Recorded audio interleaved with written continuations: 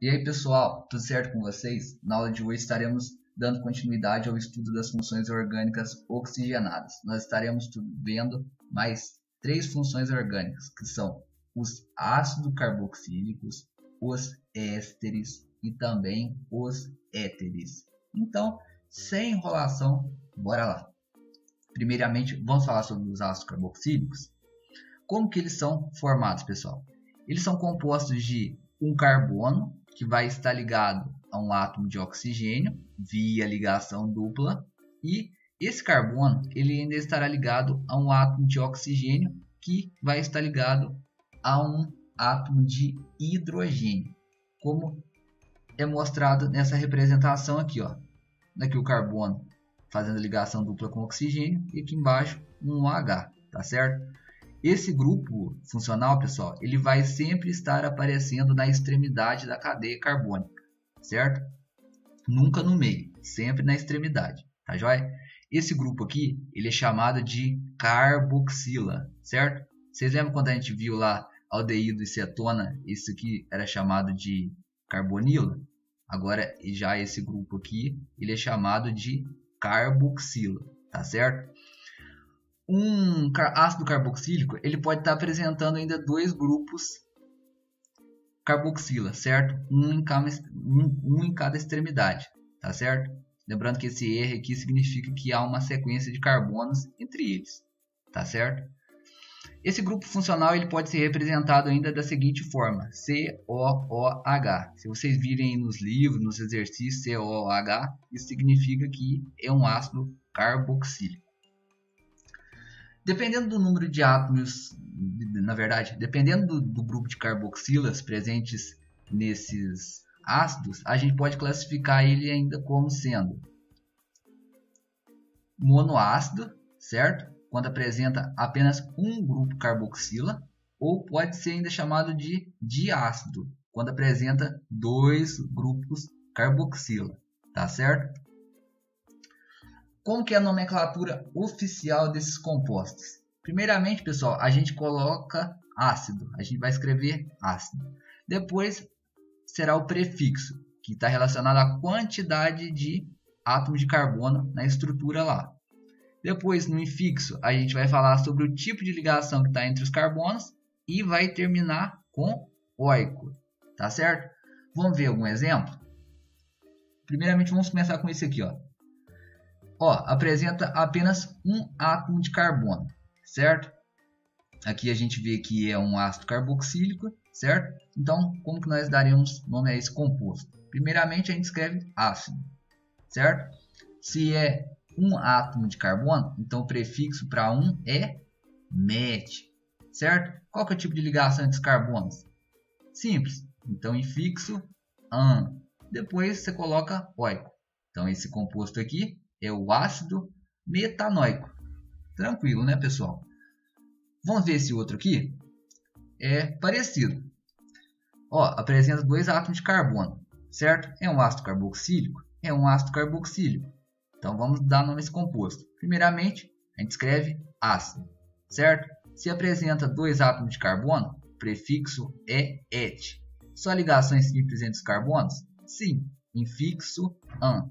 Depois você termina com oico. Então esse ácido aqui é o ácido etanoico. Depois tem ainda a nomenclatura não oficial. Como que é a nomenclatura não oficial? Você vai escrever ácido mais o grupo de origem e termina com ico. Tá certo? Por exemplo, o ácido metanoico. Ele ainda é chamado de ácido fórmico, certo? Esse forme aqui ele vem do latim, que está relacionada à formiga, tá certo? E esse outro ácido aqui, o ácido etanoico, por exemplo, ele é chamado de ácido acético. Esse acético aqui, ele também vem do latim, do acetum, que é aquele azedo, tá certo? Mas não se preocupem com isso, tá joia? Vamos falar agora sobre os ácidos carboxílicos mais comuns. O primeiro deles é o ácido fórmico. Vocês já levaram picada de alguma formiga e já sentiram aquela irritação, aquela coceira na pele? Isso é devido ao ácido fórmico. Ele é liberado pela picada das formigas, tá certo? Ele ainda é utilizado na indústria como fixador de corantes. Ele é usado em medicamentos para reumatismo e também no combate a ácaros. Depois tem o ácido acético. O ácido acético, pessoal, ele é utilizado na alimentação, como no vinagre, que é uma solução de ácido acético. O que isso quer dizer? Isso quer dizer que o vinagre ele é constituído majoritariamente de ácido acético. As outras substâncias que compõem o vinagre podem ser água, corante, entre outros, tá certo? O ácido acético ele é também utilizado em lavanderias para fixação de cor dos tecidos, beleza? Os derivados dos ácidos carboxílicos, pessoal, eles são utilizados na produção de filtros, protetores e bloqueadores solares, tá? Vamos falar agora sobre as características marcantes dos ácidos carboxílicos. Com certeza a mais marcante é o odor, pessoal. Aqueles compostos que apresentam de 1 a 12 átomos de carbono na sua estrutura e que contenham apenas um grupo carboxila, chamado de monocarboxílicos, eles vão possuir um odor desagradável. Outra característica é que quando há 10 ou mais átomos de carbono, esses compostos vão se encontrar no estado sólido, tá certo? E vão ser pouco voláteis. Quando o ácido carboxílico for formado de 1 ou 2 átomos de carbono, o cheiro dele vai ser irritante. Por fim, quando o ácido carboxílico tiver de 6 a 10 átomos de carbono, esses compostos serão exalados pelos caprinos. É o popularmente chamado cheiro de bode. Agora, pessoal, vamos ver outra função orgânica oxigenada, que são os ésteres. Como que eles são obtidos? É importante a gente saber isso. Eles são obtidos pela reação de um ácido carboxílico, tá certo? Com um álcool. Aqui a gente tem o ácido metanóico reagindo com o metanol, formando o éster, que é o metanoato de metila, mais água, tá certo? Essa reação aqui, pessoal, ela é chamada de reação de esterificação, beleza? Aqui, como é o grupo funcional dos ésteres, tá certo? Ele é formado por um carbono ligado com um oxigênio via dupla ligação, e esse carbono ele ainda estará ligado a um átomo de oxigênio, tá certo? Porém, diferentemente dos ácidos carboxílicos, eles vão estar entre carbonos, tá certo, pessoal? Aqui nós teremos uma sequência de átomos de carbono e aqui nós teremos outra sequência de átomos de carbono, tá certo? Agora, pessoal, vamos ver a nomenclatura oficial dos ésteres. Ela é um pouco complicadinha, por isso a gente precisa ver com bastante calma e atenção, tá certo? Os ésteres eles são formados de duas partes, certo? Primeiramente, a gente tem o carbono do grupo funcional aqui. Ó. Essa vai ser considerada a parte 1, certo? Que é a nossa cadeia principal. Aqui vai ser a cadeia principal, beleza? Depois a gente vai ter no oxigênio que faz ligação simples, certo? Uma sequência de átomos de carbono. Essa parte aqui ela vai ser chamada de radical, tá certo? Aqui então vai ser a parte 1, certo? Que é marcada pelo carbono que está fazendo ligação dupla com o oxigênio e está ligado ainda a outro átomo de oxigênio, beleza? Cadeia principal aqui.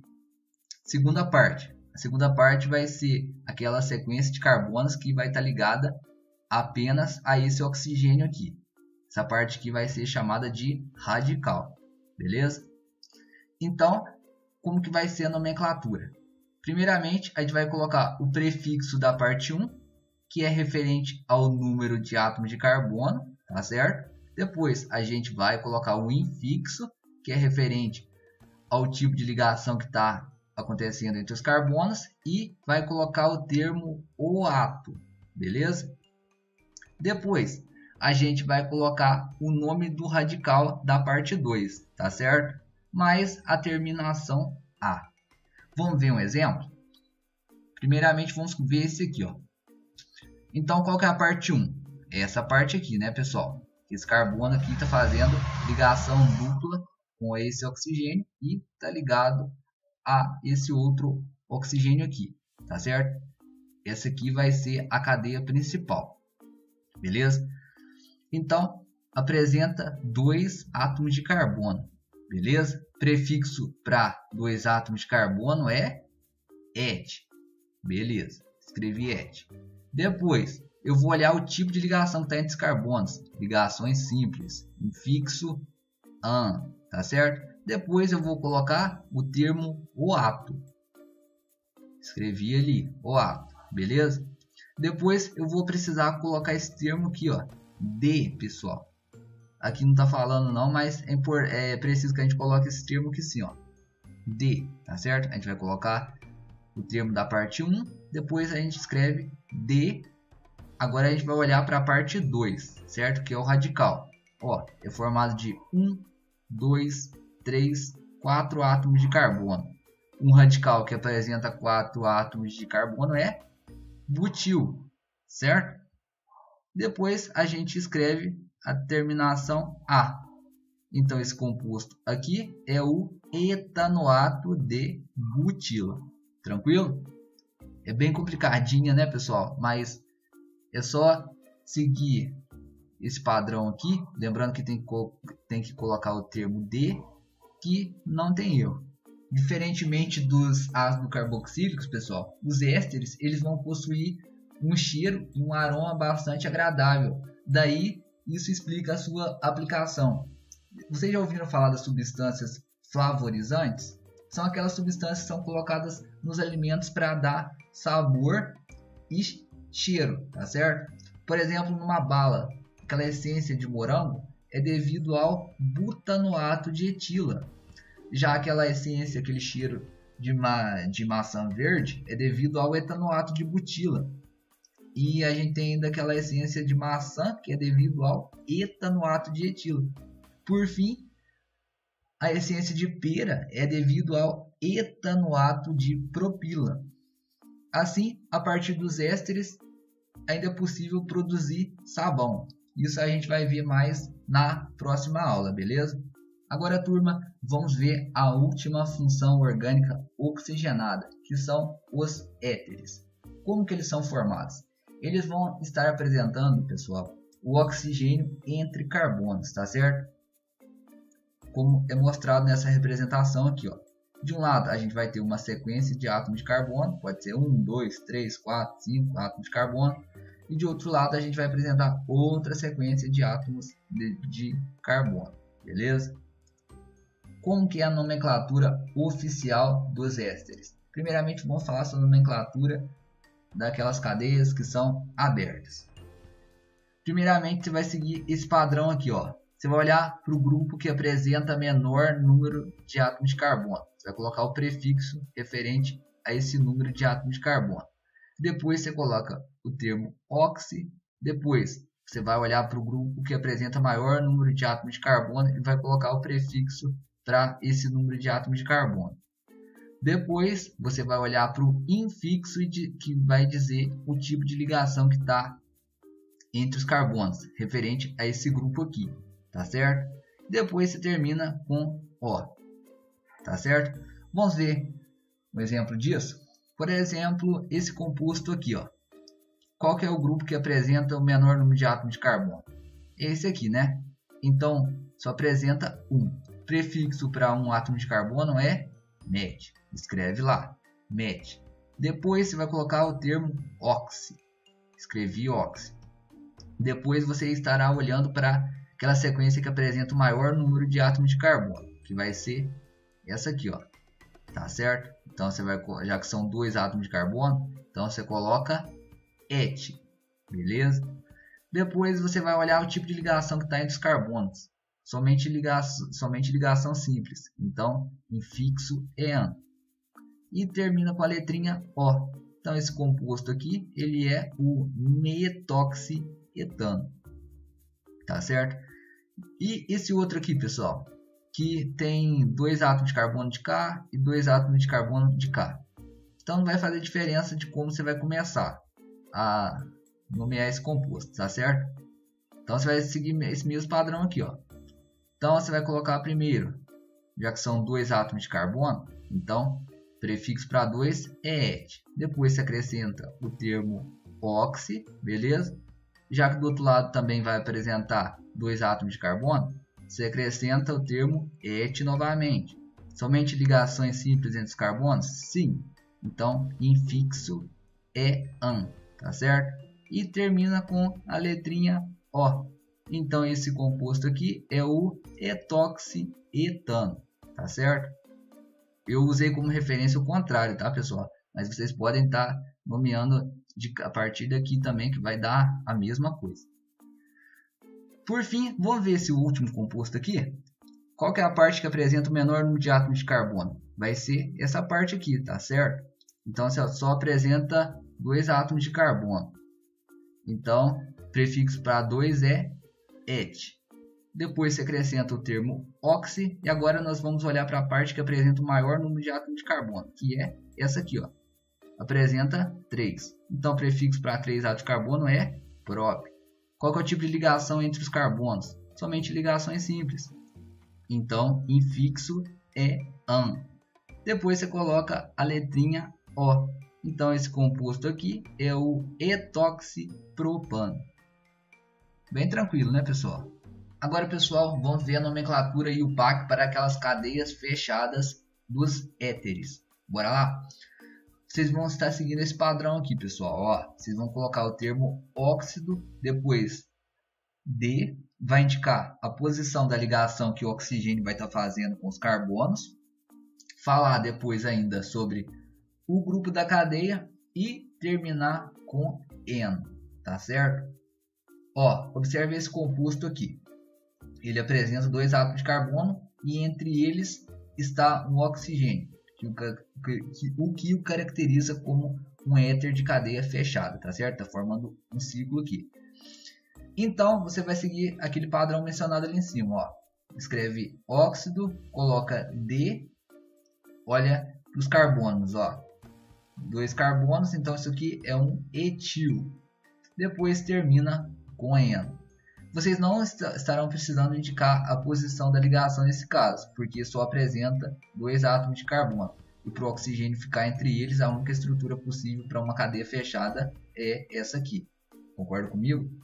Já nesse outro caso aqui, ó, vocês já precisarão estar indicando onde estão as ligações, tá certo?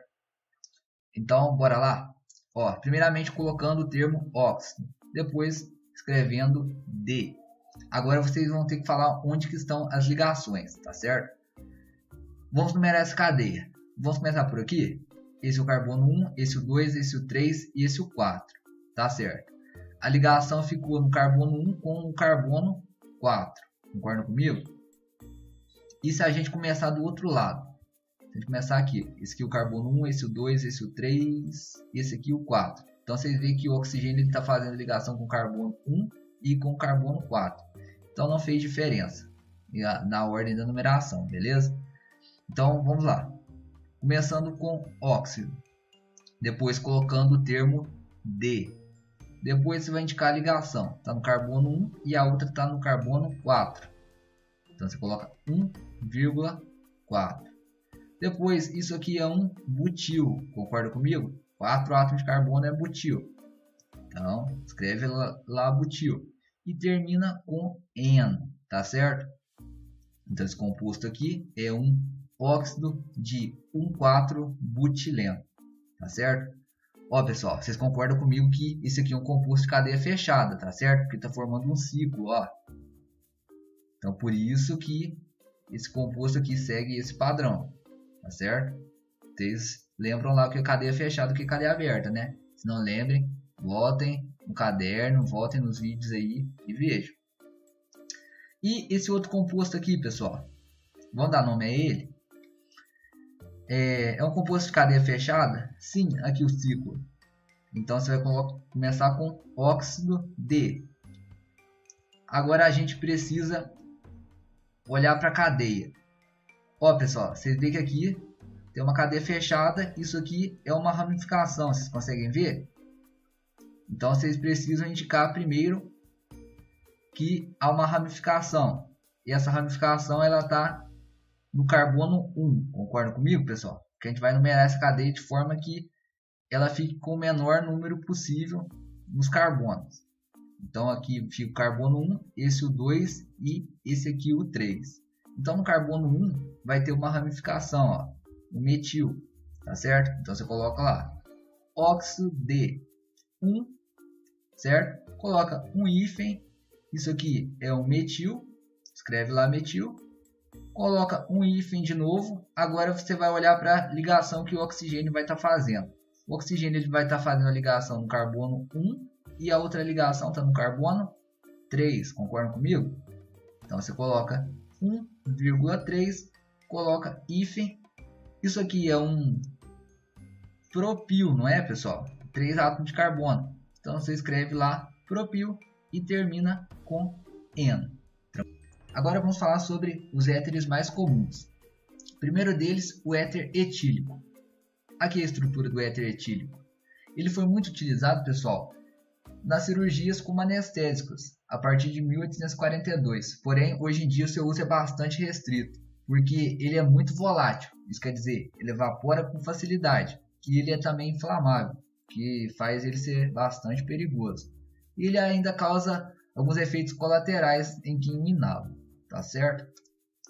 Outro éter bastante comum é o metoxitércio-butano. Aqui a estrutura desse composto. Ele é utilizado como antidetonante na gasolina, que faz com que aumenta a compressão e assim aumenta a octanagem, tá certo? Agora é com vocês, pessoal. Peço que vocês façam os exercícios da semana 3 do PET 3 e tirem suas dúvidas lá no WhatsApp, tá joia? Até a próxima aula então e valeu!